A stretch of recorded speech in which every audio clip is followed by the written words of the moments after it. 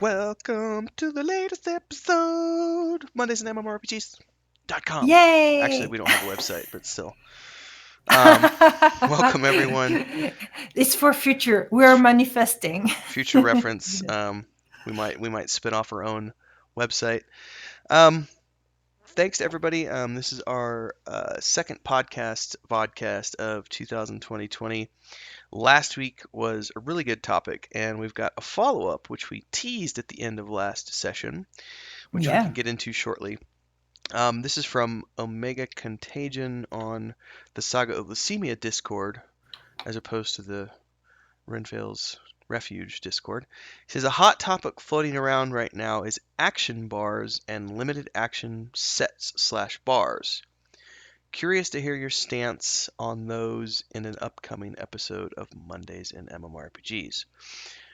Before we dive into that, I did come prepared this time because last week we hadn't gone grocery shopping yet 'cause we'd just gotten home like the day before.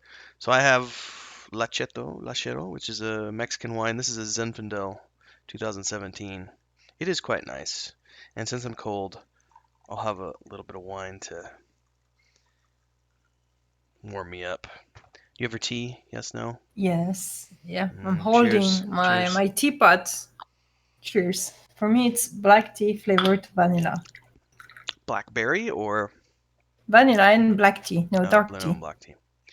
Yeah. This is an interesting Zinfandel. It almost has like a cinnamony. Oh. It might be the bear. I don't know what barrels they're using, but it's got a cinnamon kind of flavor to it. It's not my favorite Zinfandel, but they were running a discount, and I am not one to look a gift horse in the mouth. So when things are on sale and it's something that I kind of like, yeah, I'll buy it. You But take again, it. it's not my favorite, but it is a good Zinfandel nonetheless. So, and it's enough to wet my throat as we dive into today's topic, which is action bars. And I have a cold, so if I sniffle and blow my nose, I may have to just pause it. Um, anyway, let's do this. Action bars, go. What's your take on action bars? Do you prefer limited action bar sets or do you prefer lots of different action bars? So I think the extremity for me would be EverQuest 2, where you have like 8 or 10 hot bars full of a bunch of abilities, many of which you'll never use. And then on the flip side would be, say, Guild Wars 1, where I think you only had 5. Mm-hmm. Well, it depends what you're doing. I don't like to have too many buttons. I'm clumsy, so I don't want to be a pianist when I'm playing a MMORPG. So I like when it's somewhat limited. I would say World of Warcraft has a good amount for a game where you have a lot of spells to choose from. Final Fantasy is a little bit too much, in my opinion. But beyond that, that would be way too much. The reason being, it depends how you play the game. If I am healing in a dungeon, I really like to have a lot of different healing spells, or I really like the take that World of Warcraft has regarding to that. But if it's a game where you're more questing, like Guild Wars 2, Elder Scroll Online, I like and I really enjoy the fact that you have a limited amount of skills to choose from, and that the strategy is all about how you create your build rather than having everything you have access to and you're just playing everything. So yes, it's really depend of the gameplay and what I'm doing in game, but I prefer rather limited that too Right. vast. I think that in almost every case I can think of, too many hot bars is just silly. Um, Having played EverQuest 2 for like 7 years and rated there a lot, um, it was always a case of, I was the main raid tank for almost the entire time of those 7 years. There was a brief period of about a year where I was the main tank warden in the group, but it always came down to, say, 6 to 10 abilities that became my primary rotation abilities, and I almost never used anything outside of those abilities. So I always had to question, why is it that a game like EverQuest 2, why did you give me 60 abilities, or 70 abilities, or however many there are? Because you always had at least like I always had like 4 to 5 bars directly. My setup was always in the middle. I would have chat bar on the bottom right, chat bar on bottom left, and in the middle I would set up like 5 to 6 hotbars, and that would be all of my abilities. Well, each one of those hotbars has, it's been a while since I played EverQuest 2, but it's like 10 if not 12 slots per bar, and they would be almost completely full by the time I had all of my abilities on there plus potions, and the like. But there was a lot of abilities that were things that you would almost never use except for, that one time that you needed it on that one raid boss that you did like once every 6 months. The rest of the time, you're literally only ever using 6 to 10 abilities that are your primary rotations. If you're a tank, it's going to be your taunt abilities and like your shield blocks and things to keep your defenses up. Buffs are always on, and I think, excuse me, with World of Warcraft, it's not quite as overwhelming as EverQuest 2. I've got you've got your primary, secondary, tertiary, so your Alt 1, Control 1, and then on the right, I've got the 2 hotbars on the right. And the ones on the right are like all of for my tank anyway, that's where I have like all my potions and bandages and things that are like once every 30-minute abilities. And then on my main hotbar are all of like my taunt related abilities and things that I'm using in combat. And then the alt bar again is more combat related, and the control bar is empty basically. I don't have anything on the control bar yet, and I'm level 52 on my warrior, so I'm getting close to cap. And so really I only have, because I could actually look at a screenshot and I will tell you right now, because I have tons of screenshots because I take screenshots all the time. I have all but one of my primary slot bars filled, and all but one of my alt, which is the secondary bar, filled. And then um, the tertiary, which is the control buttons, that's almost basically empty. And yeah, my 2 on the right are technically empty. I could probably pull all those down to the control bar, but I like to have things separate. I like to have my one-off abilities over there to the right and all that other stuff. So I think World of Warcraft is a good example of a game that it has a lot of abilities. You might not use all of them all the time, but looking at my screen chat right now, I probably use. Hmm. And here you're speaking about classic, aren't you? Yeah, sorry. I should specify that. Sorry. Because Yeah, it's good quite call. different. Classic, you still has a lot of spells and bar, and as a healer in classic, you were also using skills of the lower version, so you will save some mana and such. In World of Warcraft today, they have simplified. I think they have simplified maybe a little bit too much, because it since Rise of the Lich King, I have a certain way of binding my spells, and they are bound in a certain way. And in Wrath of the Lich King, I know everything was failed to the point where I had to combine healing spells and offensive spell in a macro on the same button to save me some space. Hmm. Because, like I say, I don't want to play the pianist, so I don't have shift 1, 2, 3, 4, blah blah, and control 1, 2, 3. I just have 1, 2, 3, and then alt 1, 2, 3, and that's it. That's all I want. It brings up Um, something. Go ahead. Sorry. Yeah. Well, I lose my idea. In Yeah. any case, now they have simplified in today's World of Warcraft. Not everything is filled, which I like very much. But I know they are going to change it Yeah, next it's gonna be expansion. changed again. You just brought something back into my mind. I haven't played like this since EverQuest 1 and probably the earliest years of EverQuest 2, but up until like midway through EverQuest 2, I was never a mouse clicker. I was Mm. always a 1, 2, 3, 4, 5, 6, 7, 8, 9, 10, and then, Alt 1 through 10, Control 1 through 10, and I did everything keyboard. Um, in the last 10 years, I do a lot more of mouse clicking. as opposed to hitting control buttons and so on and so forth. So even though those bars have the ability for me to hit Alt 1, Alt 2, Alt 3, whatever, I'm almost always using the mouse to click those. I will use my keyboard for the 1 through 10, 1 through 12, but all the other stuff I'm typically mouse clicking on those things these days, which is weird because I hadn't thought about that until you mentioned that. It's like, I actually used to play like that where I would only use the keyboard. You Um, can be efficient with both. I think can even be more efficient if you use a combination of keybind and mouse clicking. I personally don't bind spell that you use rarely because it doesn't really matter if every 30 minutes you're casting your buff and you click with the mouse. Um, but then there's the in combat spells that I like to have binded, and I like to have it convenient for my fingers. Therefore, I'm not using from 1 to 0.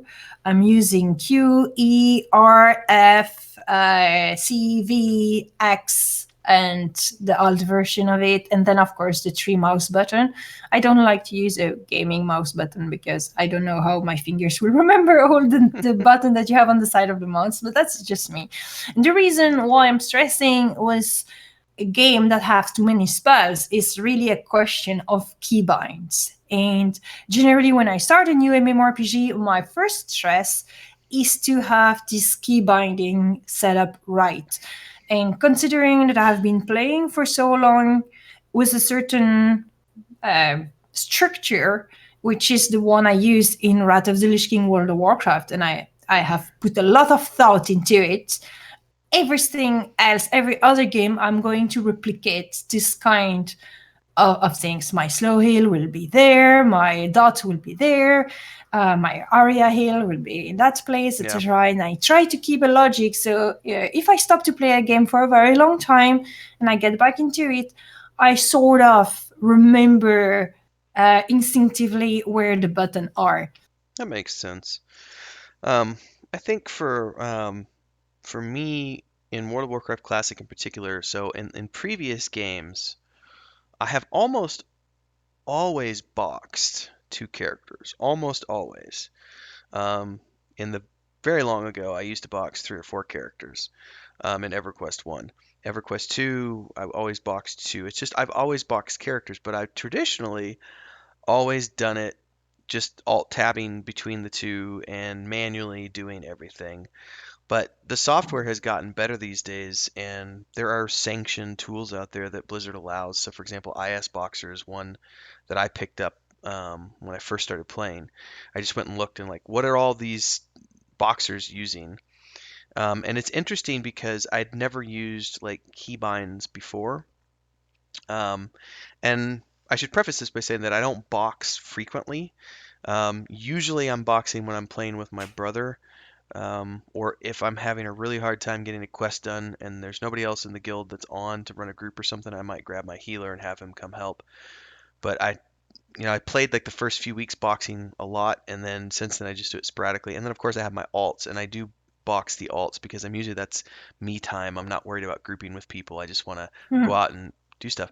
And I've found that keybinds are very helpful in that scenario because especially because I'm running 2 characters at the same time, I've got the keybinds set up so that I've got with my hunter and druid combo in particular, the hunter's doing this while the druid's doing this, and then if things start to go south, I've got an escape button which lands roots and drops heals, and keybinds can be very helpful. But I also, stepping away from the boxing conversation for a minute, there is something to be said for the simplified version of the, say, first generation of games where you didn't have so many things that you could do and you didn't have to worry about key binding because it was a more simplified gaming system. So looking at EverQuest 1, for example, I could also sell Guild Wars 1. Guild Wars 1 is a good example too because you had to pick like I think it was 5 if I remember. It's been a long time since I played that game, but as I I never recall, play it. it was great. It was a fun game. As I recall, though, you had to pick like the 5 things that were going to be on your hotbar, and those were your abilities. It was 5 or 6. EverQuest 1 in particular, though, you had 9 or 8 or 9 spell gems if you were a caster. And now, if you were a melee and only a melee, like a monk or a warrior, for example, you didn't have any spell gems. So you only had combat abilities.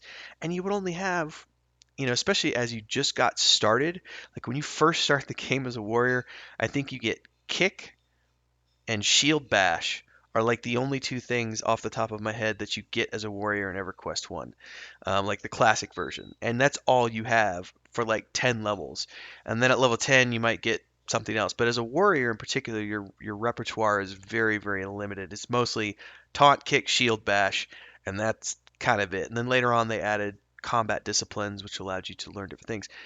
Now, if you were a hybrid, like a ranger or a paladin, or a Shadow Knight, for example, you had the tank abilities plus you had spells that you could interact with. But even as a hybrid, getting started in the game, like as a level 1 ranger, off the top of my head, I know you got like a very simple um, dot and like a very simple heal and a very simple buff, and that's kind of it. You didn't get spells that frequently as a ranger, and you might go 10 levels before you got anything new. I think it was every 9 levels you got things in EverQuest as a ranger. It's just been so long since I played that, but it was very simple. So and you only ever had like at any given time you would have a maximum of 8 or 9 things that you could do plus your combat ability. So maybe 10 or 12 total abilities and or spells that you could do, and that's all you could ever do all the way up to end game and max, because you had to pick what you were going to put in your spell slots, and it was tricky changing those in the middle of a combat scenario. So it made people very conscious about being strategic and understanding what their role in any given group was, and understanding that, as an example, um, if I'm a ranger in a group and we don't have a druid, I'm probably going to need to be the person who is snaring the mobs so they don't run away. So I need to make sure that I have snare up on my spell bar. Now, if we have a druid in the group and the druid is not healing, I'm going to have the druid worry about snaring, and I'm going to be worried about off tanking. So I'll have like root on my hotbar instead, and I'll have damage abilities so that I can be helping out with DPS. So I'll be off tanking in that scenario, and I'll be using a dot to pull a mob away from the group and root it over here, and then come back and help the group take out the mob that we're killing. Unless we've got a um, um, enchanter who can just crowd control everything. So my layout and my setup would change depending on the group setup and where we were fighting as well. And that's something that I think is lost when Yeah, but you start doing a big game where you have like 60 abilities like EverQuest 2. You don't ever have to think about strategy. It's just you always have everything at your disposal all the time.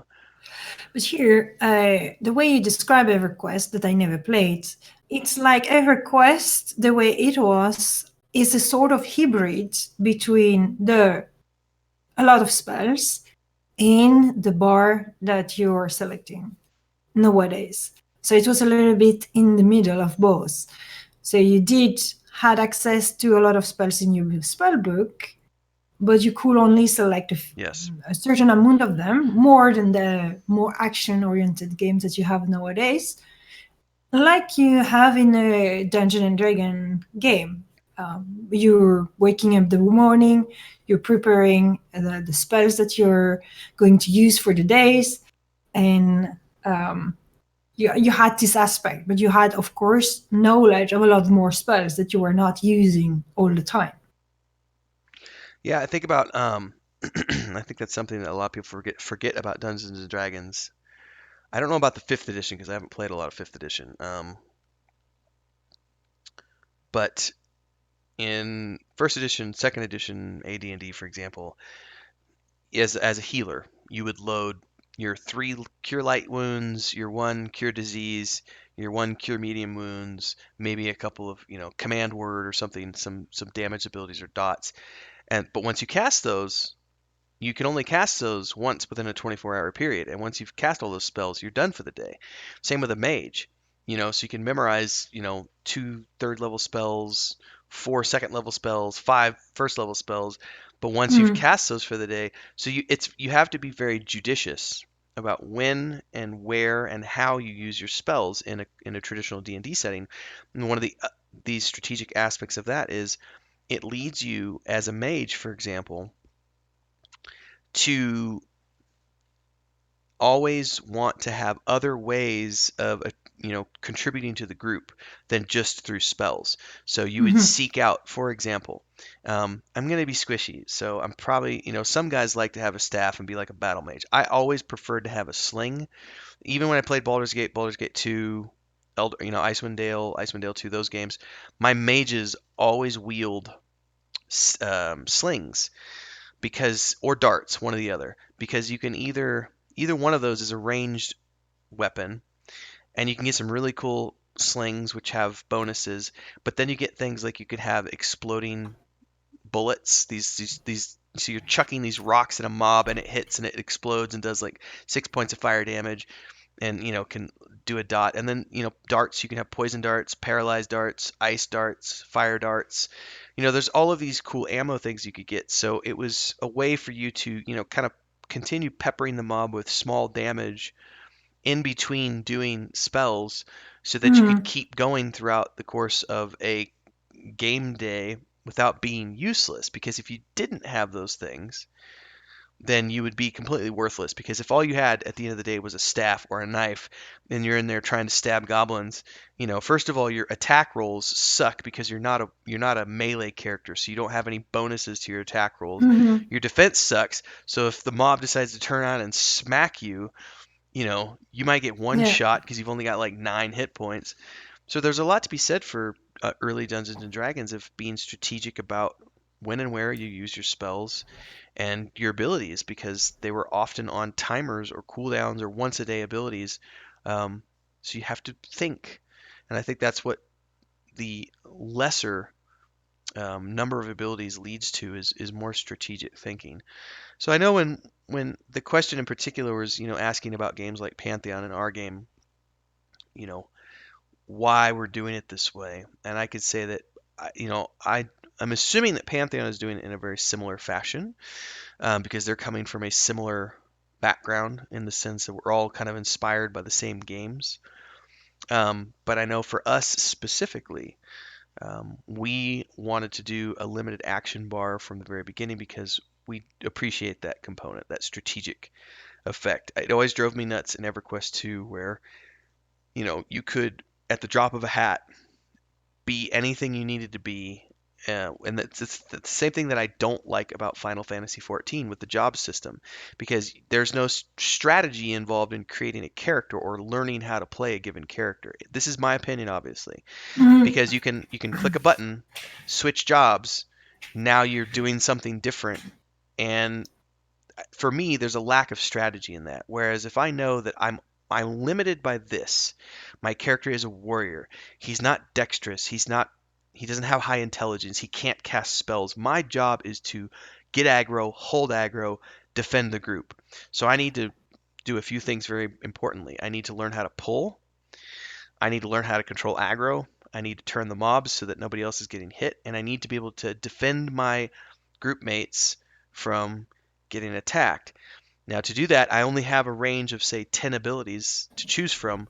So I need to look at my group makeup and say, what is this group looking like tonight? Do we have an off tank? No. Do we have two healers? Yes or no? Do we have crowd control? There are many factors.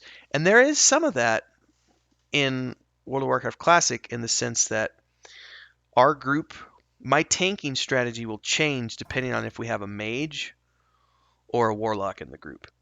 Because if I've got a mage in the group who's doing crowd control, then we'll actually do some crowd control. And if we've got a mage and a warlock in the group, we'll do more crowd control. If I don't have any crowd control, then we traditionally will just have everybody just go crazy with AoEs and use a main assist and burn through the mobs. And I'll try to keep, if we've got 6 mobs in camp, then my job is to keep all those mobs on me. So instead of using any of my damage based abilities, I'm literally just doing taunts and things that are keeping mobs on me. So the situation is going to change. I know you have something to say, so I'll shut up and let you. Yeah, I You're wanted getting all to jump nervous in over there. related to Final Fantasy because I need to underline something. The job thing is the fact that you can change job. You cannot change job in the middle of a dungeon. You cannot do that. So what it does is that it removes the interest of making alt, but otherwise it's the same thing. You have you generally people have their main class they are mastering and doing, and then they have their alternate jobs. It's just on the same character. It's just that you still need to relevel everything. So it removes more the alt things. Than to lack strategy because you can play everything. You I cannot didn't play realize that everything at any given time. I did not realize that you were not allowed to change in a dungeon. I thought you could. So that actually changes my perspective a little bit. Yeah, Um, that's why I was jumping on that just to correcting it. Now the problem with Final Fantasy, in my opinion, is that you have so many spells that you make the rotation ultra complicated. This is my opinion as well. I know a lot of people enjoy that very much, but for me, I'm unable to remember. And I've seen some shorter how to play a bard in Final Fantasy. Okay, I'm not going to play bards. No way I'm going to do that. yeah, that brings up a very good point. I think that that's another issue of games that have lots of abilities is you get stuck in this situation where you're only ever using a rotation. So, and then it becomes like if you're not using this rotation, everybody looks at you as a shitty player. And Yeah. that's one of the things I appreciate about a game where you have a limited action bar, lots of abilities at your disposal, but a limited action bar. You're not necessarily going to have the same rotation every single time because the group Yeah, dynamic exactly. changes things. Because, like I said, if you've got crowd control or if you don't, if you have two healers or you don't, if you have two tanks or you don't, do you have a ranged puller or don't, all of these things can affect how you need to play your character for that given night. Which means you have to be strategic about what abilities you're putting on your hotbar before you go into a given situation. And it's not always going to be the same every single night, unless you're running with a static group, which I used to a lot. I know that in Classic, I've not done a static group since the first couple months of Classic, just because it kind of didn't work out that way. We had a static group the first 2 months, but there was only like three of us that were active in that static group, and like our first healer dropped out after like 3 weeks, and we got another healer, and then that healer dropped out like 3 weeks later, and we had to get another healer, and then we That's not had really a static. no sudden, and then so it's quit being a static group because really it was only three of us that were the same, and now we've got a good enough thing going with the guild that we've got three of us who can tank, and we've got several healers, and so we just kind of look at what we need on the nights that we're playing, and some nights I might be tanking. I'm not that good at DPS with my warrior because I'm spec protection stance, but I can still, dual wield and do a decent amount of DPS as a backup in situations where we need a fifth person to fill in for a guild group and they don't need a tank already and I can just join the group Mhm. and go. Um, Now as I get higher, because I'm still not cap, we have a lot of 60s in the guild and I'm only 52. Once I get to cap, I will probably be doing a lot less of that because a lot of the times when we're going into these places, the reason I'm doing DPS as well is because we're doing like 55 plus mobs and I can do decent DPS against them, but I can't tank for squat because I can't land my taunts and stuff aren't that effective against mobs that are like 3 levels beyond me. Mhm. But there is something to be said. I think that's an interesting take on World of Warcraft is even though you have I was talking about earlier, all the stuff on my alt bar, which is the secondary bar, half of those abilities are the ones that they're stance based. So like there's like five things in a row, and I can only use like one or two of them depending on what stance I'm in. So Oh yeah, I remember they're that. just there on my bar, so that if I need to switch over to like what is it? I don't even use this stance. It's not Berserker stance. It's maybe it is You Berserker have three. stance. You have three stands, if I recall It's correctly. It's a protection, very long time I've not played battle, and Berserker. Warrior. I think it's Berserker, but that's the one I almost never use as Berserker. I do use Battle Stance quite a lot when I'm in a group filling up that kind of utility role, DPS role. But otherwise, excuse me, I spec protection, so sword and board all the way, which is how I prefer to play. That's my preferred play style. Is I don't want to do damage. I want to be at the forefront. pulling the mob's attention, turning the mob, being the one who's in charge of pulls. I like to be in that command position in the thick of it. I also enjoy, which is really nice when I get to play alts. Um, I can equally enjoy DPS, but there's something very satisfying about playing as a healer.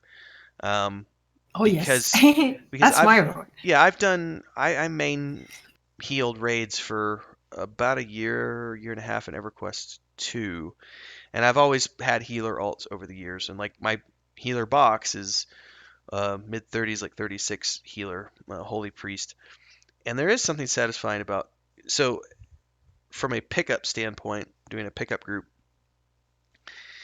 um, a good healer can keep a shitty group together and you'll still complete the dungeon.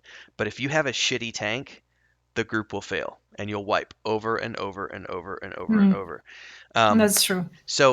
but if you're a good healer, you can make up for a really crappy tank. Because the flip side of that is that you could have a really good tank, but if the healer sucks because they're not paying attention or whatever, one of my favorite World of Warcraft classic stories was when I went and did Nomergon one time in a pickup group.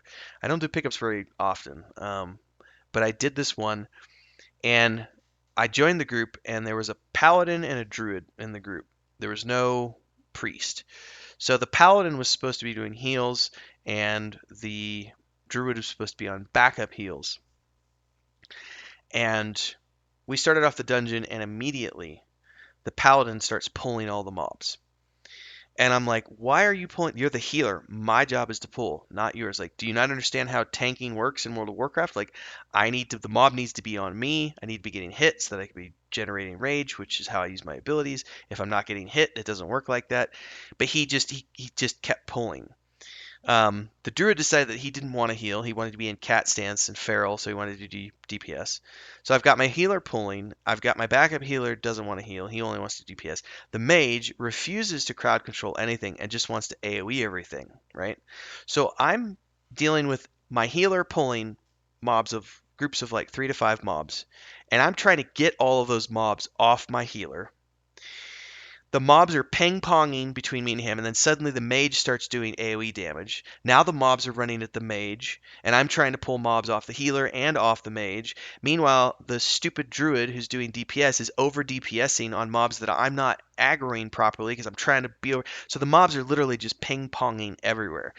And they all died 2 or 3 times, and then immediately, like I think it was the third death, they start yelling at me about how I'm a shitty tank and why are you letting mobs ping pong all over the place and blah blah blah. And I'm like, because you guys aren't letting me do my job. Like I can't be a tank if you guys are the ones doing the pulling. You're not controlling your DPS. You're not crowd controlling. You're not paying attention. You're acting like this is live as opposed to classic. Yep, Um, probably. and I left the group. That was the first and only time that I have left a pickup group in probably 10 years of gaming. But I was just so frustrated. I was like, you know what? I'm not going to put up with this crap because they were trying to put all the blame on me. And it's like, I just can't do anything with the way you guys are playing. And that was a situation where no matter how good of a tank I was, you can't make up for a really crappy group with a really good tank. But if you had a proper healer who's doing their job, as a general rule, you can make up for that unless they're just getting really bad pulls and people aren't paying attention. But there Yeah, is and the tank is there's running out of light of sight and not waiting that you have drink your mana and blah blah blah blah. blah. yeah, there are What situations, but I do like healing sometimes. in a game like Elder Scroll Online, or Guild Wars 2, but Guild Wars 2 is not exactly the same than Elder Scrolls. Um, what is, in your opinion, the pleasure of having this short selective bar and almost infinite amount of spell, not infinite, but a lot of spell, much more than you're going to use? I'm listening. No, I was wondering what you were thinking, but I can speak about it too Yeah, if I'll you let you like. go first on ESO because you've Yeah. played a lot more ESO than I have. Yes, I do. Um, and like I say many times, as a healer, I still prefer the combat style of a game like World of Warcraft rather than ESO.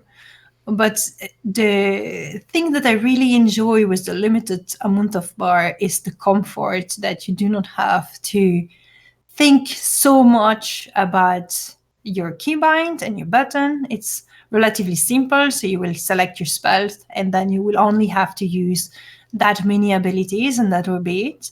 But you also have this flexibility, like you were explaining, of changing one or two spell depending on the situation, or even to remake an entire new build that you will use for doing a dungeon.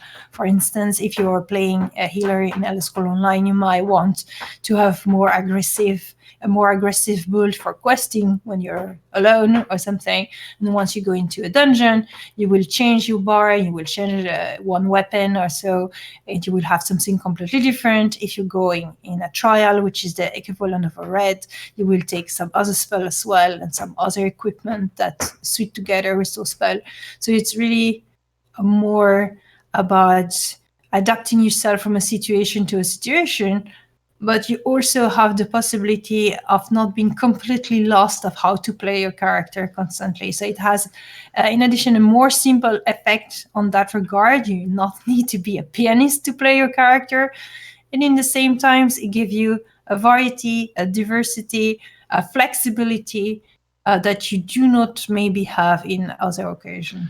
What's I don't remember how many you can have on your hotbar in Elder Scrolls Online. It's three, isn't it? Uh, no, no, no. I think you have five or six spell and one ultimate, one special spell, Oh, that see, I'm thinking and differently because I play it with a controller. oh yeah, So it's but I was trying. So I was in my mind, I'm picturing the controller layout, and you have three. If I remember correctly, it's three, and then you have your ultimate. So something like that. Okay, yeah. yeah, and then you have a second back bar, of course, that you unlock once you reach level 15. So you will have all those spells, and you have to play. Now the combat in Elder Scrolls Online is a lot more complex than it can seem. So because you have all those cancel animation technique to cast your spell a lot faster, but that comes from a bug originally that the developer has decided to let in. Because if they had to correct this bug, they will have to add cooldown on spells, and they didn't want to do that to have a relatively action dynamic kind of combat. Something else I was just thinking of. In regards to the way we're doing things, we're splitting things up because there's combat masteries and there's utility masteries, Hmm.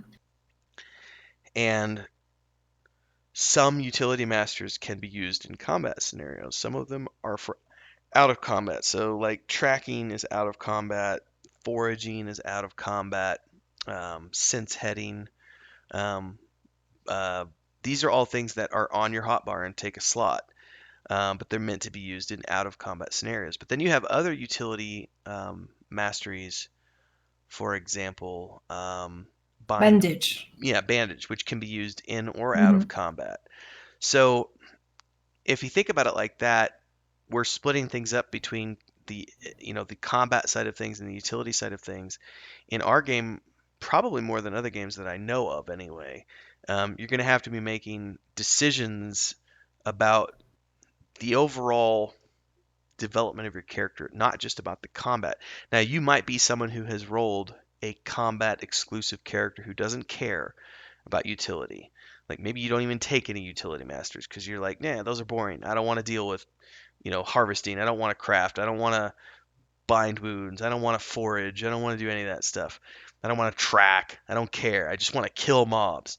So maybe you only specialize and focus on the combat side of things, and therefore your hotbar will only be combat related abilities.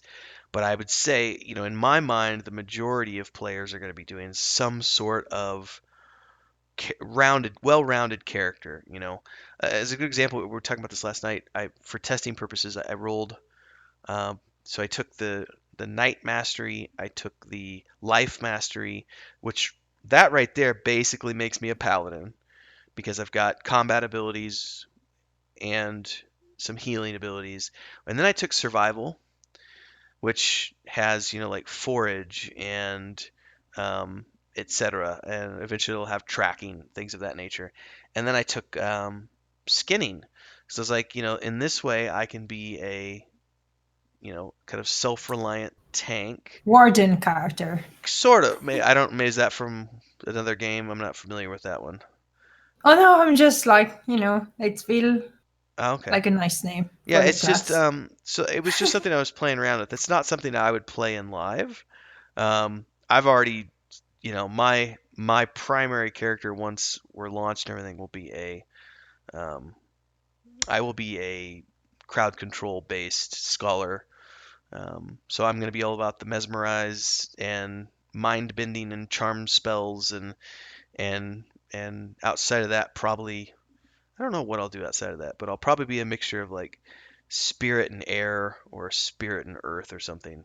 Because I like, I want to be able to do a little bit of damage and have some utility, but I also want to be able to like control minds and be like the Mm, backbone of any good group. Because I've done tanking, like I never thought I would tank again after I quit raid tanking in EverQuest 2.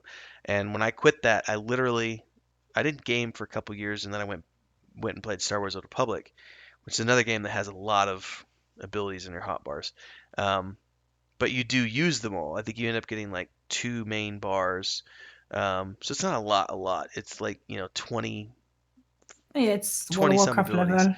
Right, but you do use all of them in Star Wars Republic. But that game, I went back to my roots and went back to playing DPS because I originally played a ranger for years. So I went back and created a DPS character, and then for many other games, I just always played DPS characters because I had never explored that for a very long time. And then as soon as we rolled for World of Warcraft, I went back to playing a tank again. Mostly because I said if we're going to be raiding, because this happened to us one time, and it only took one time for me to never want to deal with this again. EverQuest One, we had a really good guild. We had been working on getting geared up in Velius, and had spent a good 6-7 months getting all of our armor and everything else, and we were ready to go start fighting dragons. And out of the blue, our raid tank decided that he wanted to join another guild um, because they were doing content that he wanted to do that we were still months away from doing. And he just was like, peace out, and left us. And suddenly we were left with a raid guild that had a bunch of people who were equipped for raids, but we didn't have a tank who was equipped with raid gear. So it was like Yeah. we were kind of just stuck. And so that was when I took over tanking and said, well, I know that I'm going to be here 90 to 95% of every single session. So I'll tank over tanking. And since then, I've just always played raid tanks when I am in a guild because I know that I'm going to be there. So World of Warcraft Classic brought me back to that once again. And I have appreciated World of Warcraft taking a step back from other games. And it's definitely, I have my primary abilities that I use. It's like 7 or 8 things that I use every single fight. Um, but it's it's pretty straightforward, and we have good team members, so I don't really lose aggro that often. Um, every once in a while I do if the person is several levels beyond me, but for the most part, our guild is really good. The players we have are really good at being able to play within any given dynamic, um, and not over aggroing or doing bad pulls or things of that nature. Plus, since we play on voice, there's voice chat is makes things so much easier. Um, I don't know. I don't know Yeah. if you've ever tried to play like Destiny 2 without voice chat, and you've got like 4 players who are like running off in different directions when you need to be focusing, and it's like, no, where are you guys going? Like we need to be over here doing this, and they're like over here, and ugh. I'm the one who do the mistake, so I'm not going to judge in Destiny. But I would like to jump on something you say earlier, and that's are more related to the action bar that we were speaking about. It's the fact that in Saga of Leucemia, and that's going to be probably quite different from other game. That it's that the adventuring aspect of the game is important. When you play a game like World of Warcraft Live or Final Fantasy or something, it's very much about the combat abilities, and you don't really have much. Well, you have maybe one or two fancy spells that no one uses ever, but you don't really have any adventure abilities because the adventure side is it's kind of secondary, or you will have it, but you don't really need any spell for it, or you will have a special item or something, but it's not really part of how the game is. I don't know, say the game is not designed like this, but it's more like a side thing that you can do, which is rather optional. Saga of Lucimia, it's still very much a story, an adventure. You will have to do many different tasks that will require you to build your character also for adventuring, which is one of the aspects of Saga of Lucimia which really excites me, because you don't really have that so much. So you can be a very good tracker, and you will have to find those ability skills that are combining nicely, that serve beyond the combat, that will help your group to find the entrance of the dungeon or to succeed to do a quest. Yeah, that's it's a catch-22 in the sense that we want to have unique challenges like that, where the world is providing you content and challenges that require you to have certain unique skills to get around. But we also have to be careful that we provide alternatives to those situations. Um, because even though in my mind it's a great idea to have a door, for example, that is just impenetrable unless you have a very specific mage with a very specific unlock spell ability, that sounds great on paper until you've got, you know, several thousand people who quit playing your game because they get to this door and they can't get past it and they don't have a friend who has that mage ability and they can't get anybody from the community to join them because they play at a weird time or the person they're asking is busy in another group or whatever the case may be, and after 3 or 4 weeks of trying to get past the door they're like, screw this, and they quit. So we have to make sure that when we design those types of puzzles and those types of environment scenarios, we have to provide players with alternative means to get by them, but all of those means need to be other players. So it's a situation where maybe the door is locked, and if you have a lock pick person in the group who can pick the lock, you can get past it. If you don't have somebody who can pick the lock, maybe you have a crafter who can break the hinges and you can get past it. Or if you don't have that, maybe you have someone in your group who's strong enough and who has the shield bash ability where he can Destroy bash the the door door. and knock it down. Or maybe you don't have any of those, but you have someone whose perception is really, really high. And when you're exploring one of the side tunnels, he gets a notification that you feel a draft of air, and you do a quick little search and you find a lever and you push the lever and a special secret door opens up and suddenly, oop, now you can go around the door. Mm. So providing players with lots of, but in all of those scenarios, the player would need to rely upon some type of utility based ability. Yeah, it's just not exclusive to a single build. Right. And that's nice because it allows people to still have flexibility in their group while needing um, some kind of adventuring abilities to overcome this. And if we have a group with 5 person that has only made a full mage, a full warrior, a full things, they will realize that the utility is also something important, Yeah, and that you.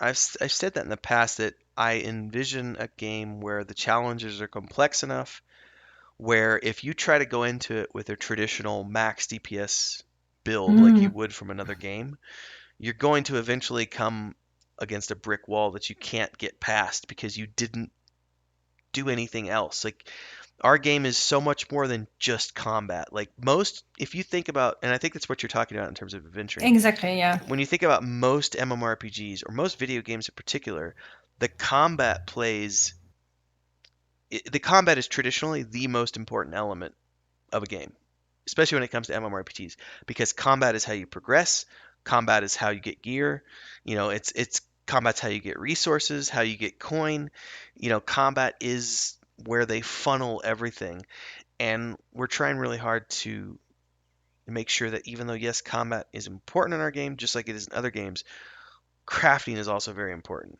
and utility abilities are very important, and all of these things together, it's all about interdependency. So yes, this goes back to the conversations about you know, can you solo in Saga Lucemia? Sure, there's lots of things you can do on your own, but when it comes to, you know, really exploring the world at large, dungeons and cities and exploring storylines and things of that nature, it is about the interdependency of everyone coming together. That's one of the reasons we decided, it took us a long time to make this decision, but we said that, you know, apart from, just limiting people's action bars and making people think about how they want to play, we're not going to do mounts for the foreseeable future because mounts immediately shrink the game and you suddenly no longer need to rely on other people to get from point A to point B. You can get on your mount and go. And something that we always loved from EverQuest 1 was that if you needed to go somewhere quickly, you needed to find a druid or a shaman who could cast a speed buff on you, or you could find a bard to take you and run in the group with you, or you found a wizard or somebody to teleport you to a destination. But it was always about finding another player and having that other player be the solution to your problem as opposed to a static thing that fixes the problem for you. And that comes back to whether we're talking hotbars or talking other players or we're talking the environment, everything comes back together in this interdependent network of players helping each other out against the environment, and then utility abilities complementing combat abilities, complementing crafting abilities, and all of those working together, and then needing to make sure that when you have your character fleshed out, in any given situation, you're probably going to want a combination of combat and utility masteries and abilities um, on your hotbar at any given time so that you're ready for any given situation. There's some sandbox Korean games like Arcade or Black Desert, and I'm not really speaking about the hotbar and the combat system here.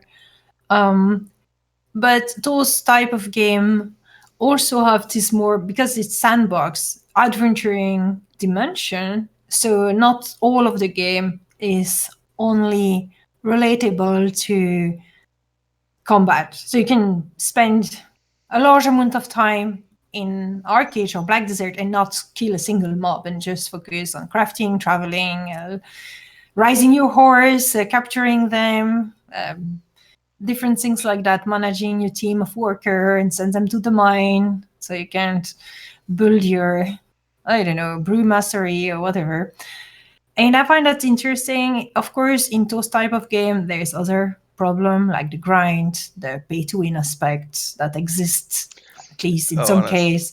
on a side That's note, another discussion, obviously. I installed for investigative purposes. I installed Black Desert Mobile Oh, on my phone last week, and it's so heavy on the pay to win. Like you're getting spammed at least once every couple minutes. You're getting a pop up or a notification or a pop up or a notification or a pop up or a notification oh, to and install. go get something from the store. And it's frustrating because the game itself, it's actually one of the coolest mobile games I've ever played. Um, it uses a very limited action bar. You start off with like two abilities, and then you have an action wheel which has like I think five things on it, and then you can switch to another wheel which has another five. So I think you can have like a total of 10 abilities. Very small action bar. Um, it's extremely vanilla, like sugary sweet. It's not a challenge. You don't need to group up with anybody. It's all just about running around, and you can literally you can click on the quest and it will auto run you. I don't know if this is the same way in the actual game. Yes, yes. Oh my god, is it really? A lot of Korean games are doing that, and you can choose different tracking system. If you want the little arrow, if you want the Yeah. dots, or No, you this actually the way it has all the dots, but then you can click the quest and your character auto runs to the quest destination. You don't even have to figure out where to go. It just does it for you. So, this is one of the things I really disappointed me with Black Desert, is that you have certain things that you need to do which are really cool, like adventuring aspect of it. For instance, if you walk a lot, you will gain in strength, and you need strength to run faster, whatever it is, or carry more stuff. I don't remember exactly what it does, but instead of just having to run yourself, your character, through the gorgeous landscape that this game have. It's absolutely gorgeous. You can set up a path which is a loop, and therefore you can leave your game AFK, when you're doing something else, playing another game, and your character will run. And you can do the same thing with your horse if you want to train horse, because you want to to do some breeding between horses to have better horse and that kind of stuff. You need to level them, you need to make them run. So you have your carriage, you have 4 horses, you book a loop, and you will see people like that, people that are looping and running and jumping into others. That's It's crazy. just because they are not there, and you leave your game constantly open. And I suppose this kind of practice and ideas from the developers came from the fact that in Korea you play games mostly in cafe, where you pay the cafe by the hour, or you have a, I don't know, a monthly subscription to the cafe itself, and instead of being at home. And so because this approach is completely different, and I hope I'm not saying any bullshit here, because I've never been in Korea. I've not experienced it there, but that's all I have heard. I suppose that it's really changed the approach to how you are creating your game to make it relevant to the people that are playing, fun to the people that are playing, and also valuable to get money from it. Yeah, there is something to be said for developing a game for your demographic. Um, there are definitely elements of our game that we are building for a specific demographic, and then there are other aspects where we're shooting for a wider audience. But at the end of the day, if you want to stay in business, you have to cater to a specific audience. Otherwise, nobody will buy your product or play it. And that's the most challenging aspect of any MMORPG is not it's not getting customers. That's easy. It's keeping the customers playing your game. And this doesn't matter if it's free to play or if it's subscription based.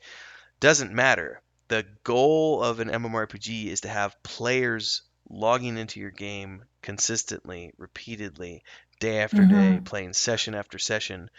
Um, so at some point, you have to kind of focus on, and I think that's where a lot of the World of Warcraft clone games over the years failed and oversaturated the market because they all tried to do what World of Warcraft was doing, but they weren't trying to do anything unique. So that, it's kind of like, well, I'm already playing World of Warcraft. Why would I want to play a clone of World of Warcraft? Like, Mm-hmm. you know, we Exactly. were talking about, I think Chris and I were talking about this the other night because we were discussing games. I think it was her, might have been somebody else. Um, no, it was we were playing. She's been watching me play PS4 recently, and the other day, which I was talking about that in chat and Discord or in that stream I was listening to that your friends were Mm. running. And I said she's been watching me play this game because she really likes action adventure games. And she's not really a gamer, but she's gotten really into watching me play. And the other day she was sitting here in the chair beside me like getting all panicked because there was more bad guys coming down over the hill, and then like she's screaming, "Get the ammo! Get the ammo! Get the ammo!" And it's like, calm down, like I'm taking care of it. I'm trying not to die here. But we were talking about how she was like, well, this looks a lot like that Star Wars game you just played, because I just did Jedi Fallen Order before the holidays, and this is the first. So PlayStation Plus had the Nathan Drake collection for free this month, and I've never played the first three. I just played the fourth one because that came with my PlayStation when I bought it. So I'm playing the first three games now. I'm just playing the first one, and she was like, "Well, that looks like the game you played over here, and doesn't that look like that other game you played?" Because she's watched me play like half a dozen games over the past few months, and I'm like, "Okay, now you're beginning to understand game development." Because all of these video games, if you look at Nathan Drake series, it's the exact same as Tomb Raider, which is the exact same as blah, which is the exact same as blah, which is the exact same as blah. These games are the action adventure RPGs. So you're going to be doing combat, you're going to be jumping, climbing on walls, you're going to be uncovering treasure, you're going to be unlocking secrets and doing small puzzles, but you're not going to be leveling up a character. There's not any character progression, so you don't have to worry about skills and abilities. It's just a storyline that you're playing through. But if you look at like Jedi Fallen Order, which came out, late last year compared to the first Nathan Drake or the first Tomb Raider, it's just it's Tomb Raider only you're playing a Jedi and it's in the Star Wars universe. But it's the exact same game in terms of what you're Mhm. doing. You're uncovering treasure, you're running through dungeons, you're unlocking things, you're doing small puzzles and secrets, and you're climbing walls and jumping around and fighting things and exploring deep dark dungeons and caves. But at the end of the day, if you want your game to be super successful, you have to have something that is like unique to you.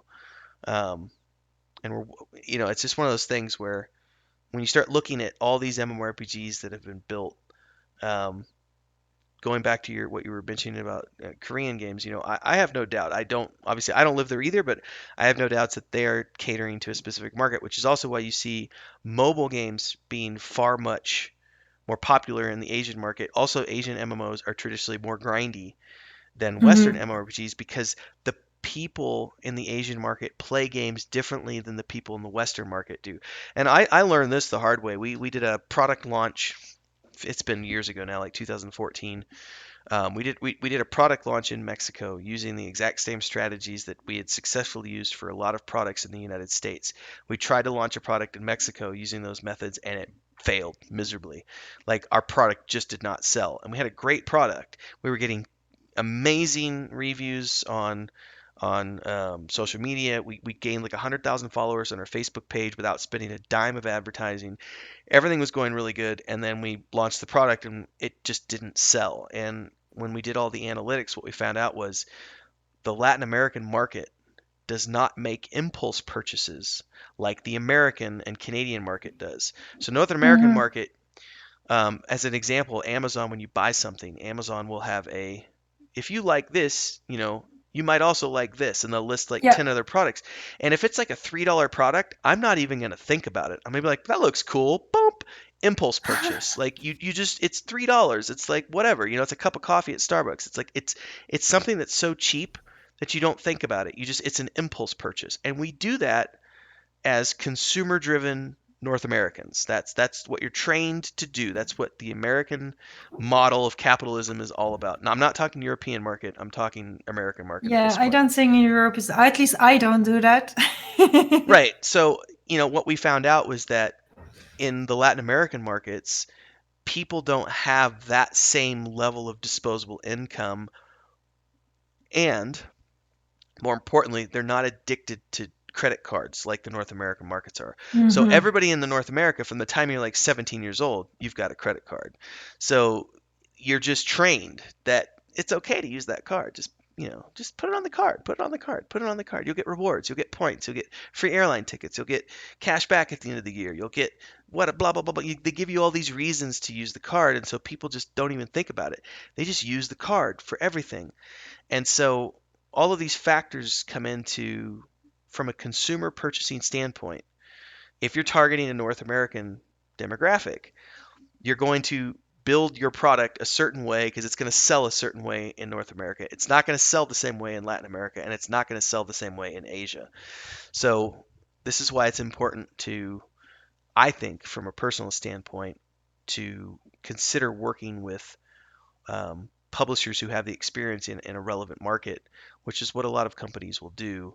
Um, you know, Blizzard obviously has their international offices, but their Asian office is staffed by people who are experts on the Asian market, and they Mhm. modify their games for the Asian market. They're not these same games that are played in the United States. Same with the movie industry. Like the Star Wars movie that just came out, Rise of Skywalker. They had to edit out a lesbian kiss at the end of the it's literally at the end of the film, right before the credits roll. There's a maybe even like a 2-second clip of two women kissing, and they had to edit that out of the movie before Hong Kong or Singapore, one of those cities, it's probably Hong Kong, Mhm. required them to edit that scene out before they would allow the movie to be aired in that market. And it's like, that's the way it is. If you're going to be an international product, then you have to be willing to modify your product for what that market wants. So I'm way off topic now. It's your fault. Um, you brought It's up like usual. you brought up people developing games for a specific market, and that got me off on a tangent. It's okay. We had spoken a lot about the action bar already. What do you guys prefer? Do you prefer to have plenty of spells into your bar, like a game like World of Warcraft or EverQuest 2? Do you prefer a game which is more limited, where you have to think about the build you make, depending of the situation, like you have in Guild Wars 2, Elder Scrolls Online, and all that kind of game? Which is your favorite one, and why? And don't forget, follow along, subscribe to the YouTube channel, hit the bell icon, and if you have additional things that you would like us to talk about outside of the own subjects that we're going to be covering, please put them in Discord. You can either talk to us in the Renfell's Refuge Discord or the Saga of Lucimia Discord. All of the links to all of the things are down below. You can also find links to all of Eloa's various Twitch, Twitter, Instagram, etc. So thanks for following along, ladies and gentlemen. Thanks for your support. Don't forget, if you want to listen to the podcast version, go to Patreon. Support us there as well. And we'll Take see you care. next week. Bye bye.